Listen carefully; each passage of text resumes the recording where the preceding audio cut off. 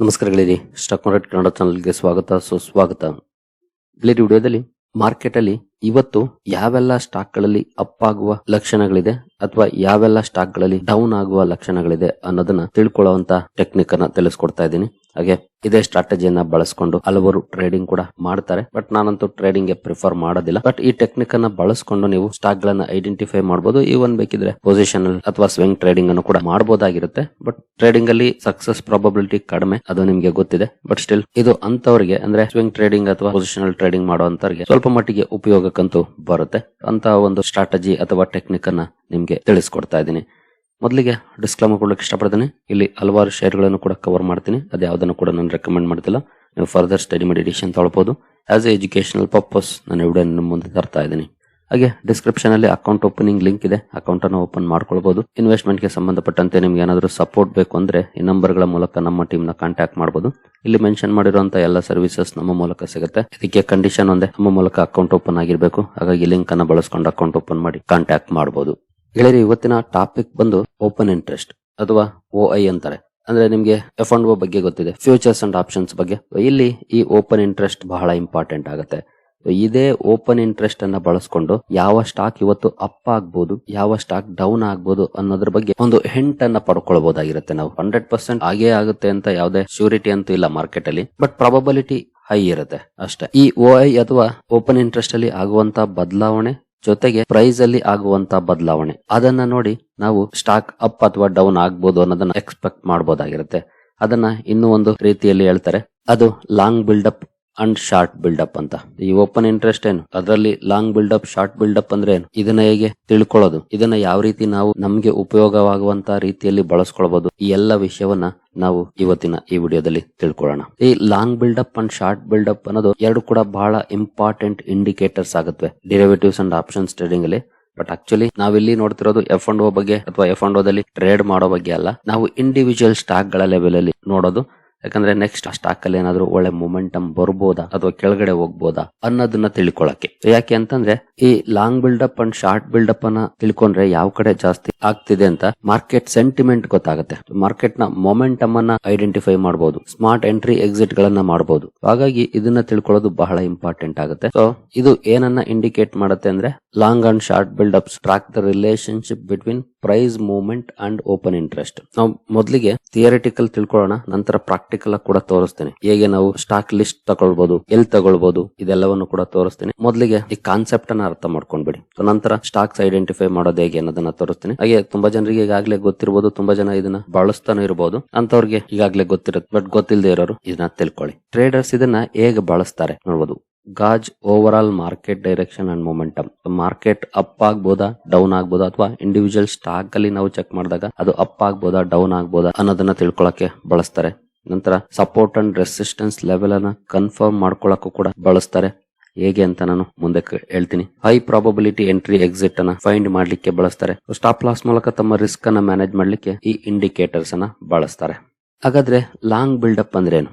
Price of A security ಅಂದ್ರೆ stock price ಅಥವಾ index price ಹೆಚ್ಚಾಗೋದು, ಅದರ ಜೊತೆಗೆ ಓಪನ್ ಇಂಟ್ರೆಸ್ಟ್ ಕೂಡ ಜಾಸ್ತಿ ಆಗೋದು. ಪ್ರೈಸ್ ಅಪ್ ಆಗುತ್ತೆ, ಜೊತೆಗೆ ಓಪನ್ ಇಂಟ್ರೆಸ್ಟ್ ಕೂಡ ಅಪ್ ಆಗುತ್ತೆ. ಇದೇನನ್ನ ತೋರಿಸುತ್ತೆ ಅಂದ್ರೆ ಟ್ರೇಡರ್ಸ್ ಹೊಸದಾಗಿ ಲಾಂಗ್ ಪೊಸಿಷನ್ಸ್ ಅನ್ನ ತಗೊಳ್ತಿದ್ದಾರೆ ಆ ಪರ್ಟಿಕ್ಯುಲರ್ ಸ್ಟಾಕ್ ಅಥವಾ ಆ ಪರ್ಟಿಕ್ಯುಲರ್ ಇಂಡೆಕ್ಸ್ ಅಲ್ಲಿ ಅನ್ನೋದನ್ನ ತೋರಿಸುತ್ತೆ. ಯಾಕಂದ್ರೆ ಟ್ರೇಡರ್ಸ್ ನೆಕ್ಸ್ಟ್ ಇನ್ನು ಪ್ರೈಸ್ ಅಪ್ ಆಗ್ಬೋದು ಅಂತ ಎಕ್ಸ್ಪೆಕ್ಟ್ ಮಾಡ್ತಿದ್ದಾರೆ, ಹಾಗಾಗಿ ಲಾಂಗ್ ಪೊಸಿಷನ್ಸ್ ಅನ್ನ ತಗೊಳ್ತಿದ್ದಾರೆ ಅನ್ನೋದನ್ನ ತೋರಿಸುತ್ತೆ. ಪ್ರೈಸ್ ಹಾಗೂ ಓಪನ್ ಇಂಟ್ರೆಸ್ಟ್ ಜಾಸ್ತಿ ಆಗೋದು, ಇದು ಒಂದು ಬುಲ್ಲಿಶ್ ಇಂಡಿಕೇಟರ್ ಆಗುತ್ತೆ. ಸ್ಟಾಕ್ ಪ್ರೈಸ್ ಅಪ್ ಆಗುವ ಲಕ್ಷಣವನ್ನ ತೋರಿಸುತ್ತೆ ಈ ಲಾಂಗ್ ಬಿಲ್ಡಪ್. ಪ್ರೈಸ್ ಅಪ್ ಆಗುತ್ತೆ, ಓಪನ್ ಇಂಟ್ರೆಸ್ಟ್ ಕೂಡ ಜಾಸ್ತಿ ಆಗುತ್ತೆ, ಕ್ಲಿಯರ್ ಬುಲ್ಲಿಶ್ ಸಿಗ್ನಲ್. ಇದು ಸ್ಟಾಕ್ ಅಥವಾ ಇಂಡೆಕ್ಸ್ ಮೇಲೆ ಹೋಗ್ಬೋದು ಅನ್ನೋದನ್ನ ತೋರಿಸುತ್ತೆ.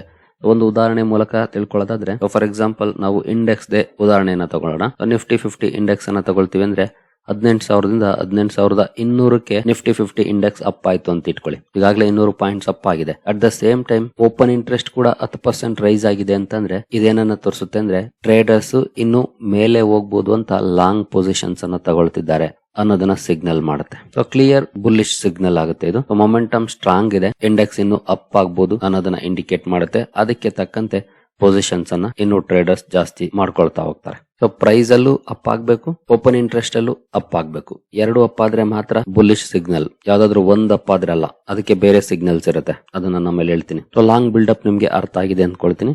ಇನ್ನು ಶಾರ್ಟ್ ಬಿಲ್ಡಪ್ ಗೆ ಬರೋಣ. ಶಾರ್ಟ್ ಬಿಲ್ಡಪ್ ಸ್ವಲ್ಪ ರಿವರ್ಸ್ ಆಗಿರುತ್ತೆ. ಅಂದ್ರೆ ಪ್ರೈಸ್ ಆಫ್ ದ ಸ್ಟಾಕ್ ಅಥವಾ ಇಂಡೆಕ್ಸ್ ಡೌನ್ ಆಗುತ್ತೆ, ಬಟ್ ಓಪನ್ ಇಂಟ್ರೆಸ್ಟ್ ರೈಸ್ ಆಗುತ್ತೆ. ಅಂದ್ರೆ ಓಪನ್ ಇಂಟ್ರೆಸ್ಟ್ ರೈಸ್ ಆಗೋ ಲಕ್ಷಣ ಏನು ಅಂತಂದ್ರೆ ಟ್ರೇಡರ್ಸ್ ಹೊಸ ಪೊಸಿಷನ್ಸ್ ಅನ್ನ ತಗೊಳ್ತಿದ್ದಾರೆ, ಆದ್ರೆ ಶಾರ್ಟ್ ಪೊಸಿಷನ್ಸ್ ಅನ್ನ ತಗೊಳ್ತಿದ್ದಾರೆ. ಮಾರ್ಕೆಟ್ ಕೆಳಗಡೆ ಹೋಗ್ಬೋದು ಅಂತ ಪೊಸಿಷನ್ಸ್ ಅನ್ನ ತಗೊಳ್ತಿದ್ದಾರೆ ಅನ್ನೋದನ್ನ ತೋರಿಸುತ್ತೆ. ಇದು ಬೇರಿಶ್ ಮಾರ್ಕೆಟ್ ಸೆಂಟಿಮೆಂಟ್ ಅನ್ನ ತೋರಿಸುತ್ತೆ. ಇಂಡೆಕ್ಸ್ ಅಥವಾ ಸ್ಟಾಕ್ ಅಲ್ಲಿ ಪ್ರೈಸ್ ಡಿಕ್ಲೈನ್ ಆಗ್ತಾ ಇದೆ, ಓಪನ್ ಇಂಟ್ರೆಸ್ಟ್ ರೈಸ್ ಆಗ್ತಿದೆ ಅಂದ್ರೆ ಅದು ಬೇರಿಶ್ ಮೊಮೆಂಟಮ್. ಸ್ಟಾಕ್ ಅಥವಾ ಇಂಡೆಕ್ಸ್ ಕೆಳಗಡೆ ಹೋಗುತ್ತೆ ನೆಕ್ಸ್ಟ್ ಅನ್ನೋದನ್ನ ತೋರಿಸುತ್ತೆ. ಇದನ್ನ ಒಂದು ಉದಾಹರಣೆ ಮೂಲಕ ನೋಡೋದಾದ್ರೆ, ಫಾರ್ ಎಕ್ಸಾಂಪಲ್ ಯಾವ್ದೋ ಒಂದು ಸ್ಟಾಕ್ 500 ರೂಪಾಯಿ ಇದೆ ಅಂತಂದ್ರೆ ಆ ಸ್ಟಾಕ್ ನ ಬೆಲೆ 500 ರೂಪಾಯಿಂದ 480ಕ್ಕೆ ಬಂದಿದೆ.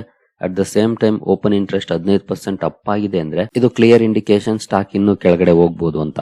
100% ಹೋಗುತ್ತೆ ಅಂತಲ್ಲ, ಹೋಗುವ ಚಾನ್ಸಸ್ ಜಾಸ್ತಿ ಇರುತ್ತೆ. ಇನ್ ಕೇಸ್ ಯಾವ್ದಾದ್ರು ಒಳ್ಳೆ ನ್ಯೂಸ್ ಬಂದು ಪೊಸಿಷನ್ಸ್ ರಿವರ್ಸ್ ಕೂಡ ಆಗ್ಬೋದು. ಪ್ರಾಬಬಿಲಿಟಿ ಹೈ ಇರುತ್ತೆ ಅಷ್ಟೇ, 100% ಏನಲ್ಲ, ಹೈ ಪ್ರಾಬಬಿಲಿಟಿ ಇರುತ್ತೆ. ಈ ರೀತಿಯಾಗಿ ನಾವು ಶಾರ್ಟ್ ಬಿಲ್ಡಪ್ ಅನ್ನ ಐಡೆಂಟಿಫೈ ಮಾಡಬಹುದಾಗಿರುತ್ತೆ. ಎರಡನ್ನು ಸ್ವಲ್ಪ ರೀಕಾಲ್ ಮಾಡೋದಾದ್ರೆ, ಲಾಂಗ್ ಬಿಲ್ಡಪ್ ಅಲ್ಲಿ ಪ್ರೈಸ್ ಮೂವ್ಮೆಂಟ್ ಅಪ್ ಆಗುತ್ತೆ, ಓಪನ್ ಇಂಟ್ರೆಸ್ಟ್ ಕೂಡ ಜಾಸ್ತಿ ಆಗುತ್ತೆ.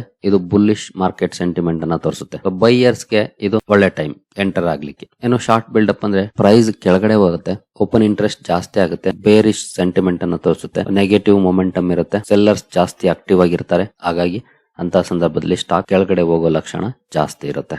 ಹಾಗಾದ್ರೆ ಇದನ್ನ ಹೇಗೆ ನಾವು ಟ್ರೇಡಿಂಗ್ ಅಪ್ಲೈ ಮಾಡೋದು, ಅಥವಾ ಯಾವ ರೀತಿ ಈ ಡೇಟಾನ ನಾವು ನಮ್ಮ ಉಪಯೋಗಕ್ಕೆ ಬರುವಂತ ರೀತಿಯಲ್ಲಿ ಬಳಸ್ಕೊಳ್ಬಹುದು? ಮೊದಲಿಗೆ ಟ್ರೆಂಡ್, ಡೈರೆಕ್ಷನ್ ಅಂಡ್ ಮೊಮೆಂಟಮ್ ಅನ್ನ ಐಡೆಂಟಿಫೈ ಮಾಡಬಹುದು. ಲಾಂಗ್ ಬಿಲ್ಡಪ್ ಹಾಗೂ ಶಾರ್ಟ್ ಬಿಲ್ಡಪ್ ನ ಮೂಲಕ ಸ್ಟಾಕ್ ಅಪ್ ಆಗುತ್ತೆ ಅನ್ನೋದಾದ್ರೆ ಪ್ರೈಸ್ ಅಲ್ಲಿ ಅಪ್ ಆಗ್ಬೇಕು, ಹಾಗೂ ಓಪನ್ ಇಂಟ್ರೆಸ್ಟ್ ಅಲ್ಲೂ ಕೂಡ ಅಪ್ ಆಗ್ಬೇಕು. ಇನ್ ಕೇಸ್ ಪ್ರೈಸ್ ಡೌನ್ ಆಗ್ತಿದೆ, ಓಪನ್ ಇಂಟ್ರೆಸ್ಟ್ ಅಪ್ ಆಗ್ತಿದೆ ಅಂದ್ರೆ ಅದು ಶಾರ್ಟ್ ಬಿಲ್ಡಪ್, ಸ್ಟಾಕ್ ಪ್ರೈಸ್ ಕೆಳಗಡೆ ಹೋಗೋ ಲಕ್ಷಣ ಇರುತ್ತೆ. ಇನ್ನು ಸಪೋರ್ಟ್ ಅಂಡ್ ರೆಸಿಸ್ಟೆನ್ಸ್ ಲೆವೆಲ್ ಗಳಲ್ಲಿ ಈ ಲಾಂಗ್ ಅಂಡ್ ಶಾರ್ಟ್ ಬಿಲ್ಡಪ್ಸ್ ಆದಾಗ ತುಂಬಾನೇ ಇಂಪಾರ್ಟೆಂಟ್ ಲೆವೆಲ್ಸ್ ಆಗುತ್ತೆ. ಯಾಕೆಂದ್ರೆ ಇನ್ ಕೇಸ್ ಸಪೋರ್ಟ್ ಲೆವೆಲ್ ಅಲ್ಲಿ ಲಾಂಗ್ ಬಿಲ್ಡಪ್ ಆಗಿದೆ ಅಂದ್ರೆ ಸ್ಟಾಕ್ ಬೌನ್ಸ್ ಬ್ಯಾಕ್ ಮಾಡೋ ಲಕ್ಷಣವನ್ನ ತೋರಿಸುತ್ತೆ.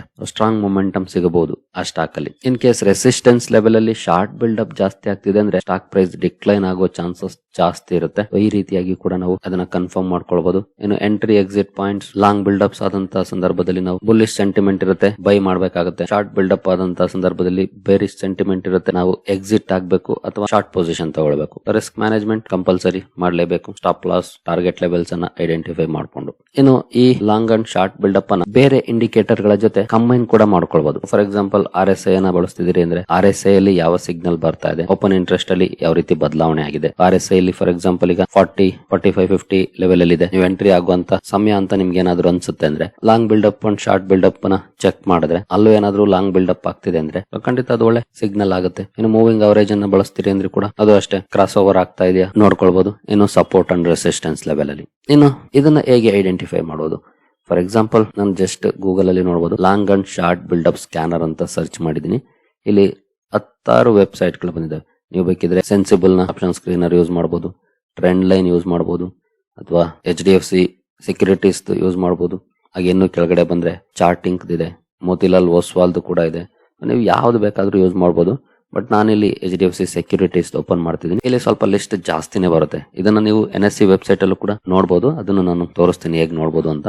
HDFC ಸೆಕ್ಯೂರಿಟೀಸ್ ಓಪನ್ ಮಾಡ್ತೀನಿ ನಾನೀಗ HDFC ಸೆಕ್ಯೂರಿಟೀಸ್ ಓಪನ್ ಮಾಡಿದೀನಿ. ಡಿರೈವೇಟಿವ್ಸ್ ಹತ್ರನ ಇಲ್ಲಿ ಓಪನ್ ಇಂಟ್ರೆಸ್ಟ್ ಅನಾಲಿಸಿಸ್ ಅಂತ ಇದೆ ನೋಡಬಹುದು. ಇಲ್ಲಿ ಈ ಓಪನ್ ಇಂಟ್ರೆಸ್ಟ್ ಅನಾಲಿಸಿಸ್ ನ ಕ್ಲಿಕ್ ಮಾಡಿದ್ರೆ ಇಲ್ಲಿ ಬರುತ್ತೆ ನೋಡಬಹುದು. ಓಪನ್ ಇಂಟ್ರೆಸ್ಟ್ ಅನಾಲಿಸಿಸ್ ಇಲ್ಲಿ ಕೆಲವು ಸ್ಟಾಕ್ ಗಳಿದೆ. ಬಟ್ ಇನ್ನು ಕೆಳಗಡೆ ಬರ್ತೀನಿ, ಇಲ್ಲಿ ವ್ಯೂ ಮೋರ್ ಅಂತ ಇದೆ. ವ್ಯೂ ಮೋರ್ ಕ್ಲಿಕ್ ಮಾಡ್ತೀನಿ ನಾನು. ವ್ಯೂ ಮೋರ್ ಕ್ಲಿಕ್ ಮಾಡಿದ್ರೆ ಇಲ್ಲಿ ಬಂತು ನೋಡಬಹುದು. ಲಾಂಗ್ ಬಿಲ್ಡಪ್ ಆಗಿರುವಂತಹ ಸ್ಟಾಕ್ ಗಳ ನೇಮ್ ಇಲ್ಲಿ ಬರುತ್ತೆ. ಇಟಾಚಿ ಎನರ್ಜಿ ಇದೆ, ನವಾಮಾ ವೆಲ್ತ್ ಇದೆ, ಹಿಂದೂಸ್ತಾನ್ ಏರೋನಾಟಿಕ್ಸ್ ಇದೆ, AU small finance bank, Astral, PG Electroplast, ಹೀಗೆ ಸಾಕಷ್ಟು ಕಂಪನಿಗಳ ಲಿಸ್ಟ್ ಬರುತ್ತೆ. ಸುಮಾರು 20-30 ಕಂಪನೀಸ್ ಇದೆ ಇಲ್ಲಿ ನಾನು ನೋಡಿದ ಮಟ್ಟಿಗೆ. ಇಲ್ಲೆಲ್ಲ ಲಾಂಗ್ ಬಿಲ್ಡಪ್ ಆಗಿದೆ. ಲಾಂಗ್ ಬಿಲ್ಡಪ್ ಅಂದ್ರೆ ಸ್ಟಾಕ್ ಪ್ರೈಸ್ ಅಲ್ಲೂ ಅಪ್ ಆಗಿರ್ಬೇಕು, ಓಪನ್ ಇಂಟ್ರೆಸ್ಟ್ ಅಲ್ಲೂ ಅಪ್ ಆಗಿರ್ಬೇಕು. ಓಪನ್ ಇಂಟ್ರೆಸ್ಟ್ ನೋಡಬಹುದು 10% ಅಪ್ ಆಗಿದೆ ಇಟಾಚಿ ಎನರ್ಜಿಯಲ್ಲಿ. ಹಾಗೆ ನವಾಮಾ ವೆಲ್ತ್ ಅಲ್ಲಿ 8.5% ಅಪ್ ಆಗಿದೆ. HAL ಅಲ್ಲಿ 7.5% ಅಪ್ ಆಗಿದೆ. ಈ ರೀತಿ ಅಪ್ ಆಗಿದೆ. ಈ ರೀತಿ ನೀವು ಸ್ಟಾಕ್ ಗಳ ಲಿಸ್ಟ್ ಅನ್ನ ಹುಡುಕೊಳ್ಬಹುದು. ಇಲ್ಲಿ ಪಾಸಿಟಿವ್ ಮೊಮೆಂಟಮ್ ಬರುವಂತ ಚಾನ್ಸಸ್ ಇರುತ್ತೆ. 100% ಅಲ್ಲ, ತಪ್ಪು ತಿಳ್ಕೊಳ್ಬೇಡಿ. ಹಾಗೆ ಇಮಿಡಿಯೇಟ್ಲಿ ಅವತ್ತೇ ಬರದೇ ಇರಬಹುದು, ನೆಕ್ಸ್ಟ್ ಡೇ ಅಪ್ ಆಗ್ಬಹುದು. ಯಾಕಂದ್ರೆ ಇಲ್ಲಿ ಎಕ್ಸ್ಪೈರಿ ಡೇ ನೋಡಬಹುದು 30 ಮಾರ್ಚ್ 2026. ಅದರ ಪ್ರಕಾರ ಇಲ್ಲಿ OI ಚೇಂಜಸ್ ಅನ್ನ ಮೆನ್ಷನ್ ಮಾಡಿರುವಂತದ್ದು. ನೆಕ್ಸ್ಟ್ ನಾವಿಲ್ಲಿ ಶಾರ್ಟ್ ಬಿಲ್ಡಪ್ ಅನ್ನ ಚೇಂಜ್ ಮಾಡ್ಕೊಳ್ಳೋಣ. ನೀವು ಇಲ್ಲಿ ನೋಡಬಹುದು ಶಾರ್ಟ್ ಬಿಲ್ಡಪ್ ಅನ್ನ ಚೇಂಜ್ ಮಾಡಿದೆ. ಇಲ್ಲಿ ನೋಡಬಹುದು KEI ಇಂಡಸ್ಟ್ರೀಸ್ ಇದೆ, SBI cards and payment services ಇದೆ, ಟ್ರೆಂಟ್ ಇದೆ, ಸಂವರ್ಧನ ಮದರ್ಸನ್ ಇದೆ. ಈ ರೀತಿ ಹಲವಾರು ಕಂಪನಿಗಳಲ್ಲಿ ಶಾರ್ಟ್ ಬಿಲ್ಡಪ್ ಕೂಡ ಆಗಿದೆ. ಇನ್ನು ಲಾಂಗ್ ಅನ್ವೈಂಡಿಂಗ್ ಕೂಡ ಇದೆ. ಲಾಂಗ್ ಅನ್ವೈಂಡಿಂಗ್ ಅಂದ್ರೆ ಲಾಂಗ್ ಪೊಸಿಷನ್ಸ್ ಅನ್ನ ತಗೊಂಡಿದ್ರು ಸ್ಟಾಕ್ ಅಪ್ ಆದ ಮೇಲೆ ಅಥವಾ ಅಪ್ ಆಗ್ತಿಲ್ಲ ಅನ್ಸಿದ್ರೆ ಎಕ್ಸಿಟ್ ಆಗ್ತಿದ್ದಾರೆ. ಲಾಂಗ್ ಅನ್ವೈಂಡಿಂಗ್ ಅಂದ್ರೆ ಮತ್ತೆ ಸ್ಟಾಕ್ ಕೆಳಗಡೆ ಹೋಗ್ಬೋದು ಅನ್ನೋದರ ಇಂಡಿಕೇಶನ್. ಹಾಗೆ ನಾವು ಶಾರ್ಟ್ ಅನ್ವೈಂಡಿಂಗ್, ಇಲ್ಲಿ ಟ್ರೆಂಡ್ ರಿವರ್ಸಲ್ ಆಗುವಂತ ಇಂಡಿಕೇಶನ್ ಶಾರ್ಟ್ ಅನ್ವೈಂಡಿಂಗ್ ಅಂದ್ರೆ. ಶಾರ್ಟ್ ಮಾಡಿದವರು ತಮ್ಮ ಪೊಸಿಷನ್ಸ್ ಅನ್ನ ಸ್ಕ್ವೇರ್ ಆಫ್ ಮಾಡ್ತಿದ್ದಾರೆ ಅನ್ನೋದನ್ನ ತೋರಿಸುತ್ತೆ. ನೆಕ್ಸ್ಟ್ ಲಾಂಗ್ ಬಿಲ್ಡಪ್ ಆಗೋ ಲಕ್ಷಣ ತೋರಿಸುತ್ತೆ ಶಾರ್ಟ್ ಅನ್ವೈಂಡಿಂಗ್ ಅಂದ್ರೆ. ಲಾಂಗ್ ಅನ್ವೈಂಡಿಂಗ್ ಅಂದ್ರೆ ಶಾರ್ಟ್ ಬಿಲ್ಡಪ್ ಆಗುವಂತ ಲಕ್ಷಣವನ್ನ ತೋರಿಸುತ್ತೆ. ಈ ರೀತಿಯಾಗಿ ನೀವು ಸ್ಟಾಕ್ ಗಳನ್ನ ಐಡೆಂಟಿಫೈ ಮಾಡಬಹುದಾಗಿರುತ್ತೆ. ನೀವು ಬೇರೆ ಯಾವುದೇ ಚೆಕ್ ಮಾಡಿ. ಫಾರ್ ಎಕ್ಸಾಂಪಲ್ ನಾನು ಮೋತಿಲಾಲ್ ಓಸ್ವಾಲ್ದು ಒಂದ್ಸಲ ಓಪನ್ ಮಾಡ್ತೀನಿ, ಅಲ್ಲಿ ಯಾವ ರೀತಿ ಇರುತ್ತೆ ಅಂತ ನೋಡ್ಬೋದು. ಇಲ್ಲೂ ಕೂಡ ಇದೆ ಲಾಂಗ್ ಬಿಲ್ಡಪ್ ಯಾವೆಲ್ಲ ಸ್ಟಾಕ್ ಗಳಿದೆ ಅನ್ನೋದನ್ನ ನೀವು ಇಲ್ಲಿ ನೋಡಬಹುದು. HAL ಇದೆ, ಪರ್ಸಿಸ್ಟೆಂಟ್ ಸಿಸ್ಟಮ್ ಇದೆ, ಇಟಾಚಿ ಎನರ್ಜಿ ಇದೆ, ಅಲ್ಲೂ ಕೂಡ ನೋಡೋದ್ವಲ್ಲ ನಾವು. CG ಪವರ್ ಇದೆ. ಲಿಸ್ಟ್ ಇನ್ನೂ ದೊಡ್ಡದಿತ್ತು, ನಾವೆಲ್ಲ ನೋಡ್ಲಿಲ್ಲ ಅಷ್ಟೇ. ಇನ್ನು ಶಾರ್ಟ್ ಬಿಲ್ಡಪ್ ಗೆ ಬಂದ್ರೆ ಇಲ್ಲೂ ಕೂಡ ನೋಡಬಹುದು. SBI ಲೈಫ್ ಇದೆ, power grid, Patanjali, Indus towers, ಎಲ್ಲ ಶೇರ್ಗಳು ಆಲ್ಮೋಸ್ಟ್ ಇರ್ತವೆ. ಯಾಕಂದ್ರೆ ಎಲ್ಲಾನು ಕೂಡ NSE ಡೇಟಾನೇ ಬಳಸೋದು ಇವರು, ಹಾಗಾಗಿ ಹಿಂದೆ ಮುಂದೆ ಆಗಿರುತ್ತವೆ. ಇನ್ನು ಲಾಂಗ್ ಅನ್ವೈಂಡಿಂಗ್, ಶಾರ್ಟ್ ಅನ್ವೈಂಡಿಂಗ್ ಎಲ್ಲಾನು ಕೂಡ ಸಿಗುತ್ತೆ. ಸುಮಾರು ವೆಬ್ಸೈಟ್ ಗಳಲ್ಲಿ ಸಿಗುತ್ತೆ. ನೀವು ಇನ್ನು NSE ಗೂ ಕೂಡ ಬರ್ಬೋದು. NSE ಗೆ ಬಂದ್ರೆ ಇಲ್ಲಿ ಮಾರ್ಕೆಟ್ ಡೇಟಾಗೆ ಬಂದ್ರೆ ಇಲ್ಲಿ ಸಿಗುತ್ತೆ ನಿಮ್ಗೆ ಚೇಂಜ್ ಇನ್ ಓಪನ್ ಇಂಟ್ರೆಸ್ಟ್. ನೀವು ಇಲ್ಲಿ ನೋಡಬಹುದು. ಇದನ್ನ ಕ್ಲಿಕ್ ಮಾಡಿದ್ರೆ ಇಲ್ಲಿ ಬರುತ್ತೆ, ನೋಡಬಹುದು ಓಪನ್ ಇಂಟ್ರೆಸ್ಟ್ ಅಲ್ಲಿ ಎಷ್ಟು ಬದಲಾವಣೆ ಆಗಿದೆ ಅನ್ನೋದು ಇಲ್ಲಿ ಗೊತ್ತಾಗುತ್ತೆ. 6th ಮಾರ್ಚ್ ಇಂದ 5th ಮಾರ್ಚ್ ವರೆಗೂ ಏನಾಗಿದೆ ನೋಡಬಹುದು. ಇಲ್ಲಿ 45,000 ಇದೆ, 60,000 ಆಗಿದೆ ಒಂದೇ ದಿನದಲ್ಲಿ. ಮಸ್ಗಾವ್ ಡಾಕಲ್ಲಿ 33% ಚೇಂಜ್ ಆಗಿದೆ. ಸ್ಟಾಕ್ ಪ್ರೈಸ್ ಮೊಮೆಂಟಮ್ ಯಾವ ರೀತಿ ಇದೆ ಒಂದ್ಸಲ ಚೆಕ್ ಮಾಡ್ಕೊಳ್ಬಹುದು. ಇನ್ನು ಇಲ್ಲಿ rise in OI, rise in price ಅಂತ ಬಂದ್ರೆ ಇಲ್ಲಿ ಕೂಡ ಸ್ಟಾಕ್ ಗಳು ಸಿಗುತ್ತೆ.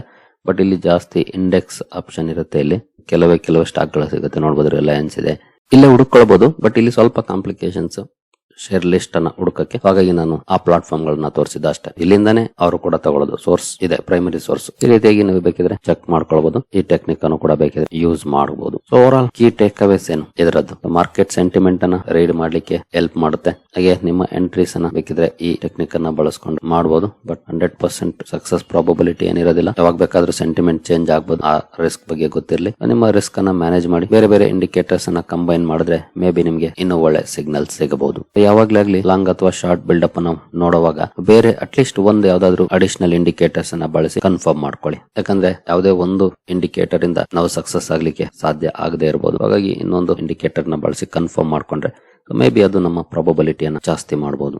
ಹಾಗಾಗಿ ಸರಿಗಳೇರಿ, ನಿಮ್ಗೆ ಏನಾದ್ರು ಸ್ಟಾಕ್ ಮಾರ್ಕೆಟ್ ಬಗ್ಗೆ ಕಲಿಯುವಂತ ಆಸಕ್ತಿ ಇದ್ರೆ ನಮ್ಮ ತರಬೇತಿ ಕಾರ್ಯಕ್ರಮ ಇದೆ, ಸೇರ್ಕೊಳ್ಬಹುದು. ಇಲ್ಲಿ ಸ್ಟಾಕ್ ರೆಕಮೆಂಡೇಶನ್ ಇರೋದಿಲ್ಲ, ಆದ್ರೆ ಒಂದೊಳ್ಳೆ ಕಂಪನಿಯನ್ನ ಹೇಗೆ ಐಡೆಂಟಿಫೈ ಮಾಡಬೇಕು, ಏನೆಲ್ಲ ಸ್ಟಡಿ ಮಾಡಬೇಕು, ಫಂಡಮೆಂಟಲ್ಸ್ ಆಗ್ಬೋದು, ಟೆಕ್ನಿಕಲ್ಸ್ ಆಗ್ಬೋದು, ಈ ಎಲ್ಲ ವಿಷಯಗಳನ್ನ ಒಳಗೊಂಡಿರುತ್ತೆ. ಸ್ಟಾಕ್ ಮಾರ್ಕೆಟ್ ಜರ್ನಿಯಲ್ಲಿ ಲೈಫ್ ಲಾಂಗ್ ಉಪಯೋಗಕ್ಕೆ ಬರುವಂತ ವಿಷಯ ಇದಾಗಿರುತ್ತೆ. ಇಂಟ್ರೆಸ್ಟ್ ಇರೋರು ಇಮೇಲ್ ಮೂಲಕ ಸಂಪರ್ಕ ಮಾಡಬಹುದು. ಸರಿಗಳೇರಿ, ಈ ವಿಡಿಯೋ ನಿಮಗೆ ಇಷ್ಟ ಆಗಿದೆ ಅನ್ಕೊಳ್ತೀನಿ. ಹಾಗೆ ಡಿಸ್ಕ್ರಿಪ್ಷನ್ ಅಲ್ಲಿ ಅಕೌಂಟ್ ಓಪನಿಂಗ್ ಲಿಂಕ್ ಇದೆ, ಅಕೌಂಟ್ ಅನ್ನು ಓಪನ್ ಮಾಡ್ಕೊಳ್ಬಹುದು. ಮುಂದಿನ ವಿಡಿಯೋದಲ್ಲಿ ಸಿಗೋಣ. ಅಲ್ಲಿವರೆಗೂ ಜೈ ಹಿಂದ್, ಜೈ ಕರ್ನಾಟಕ.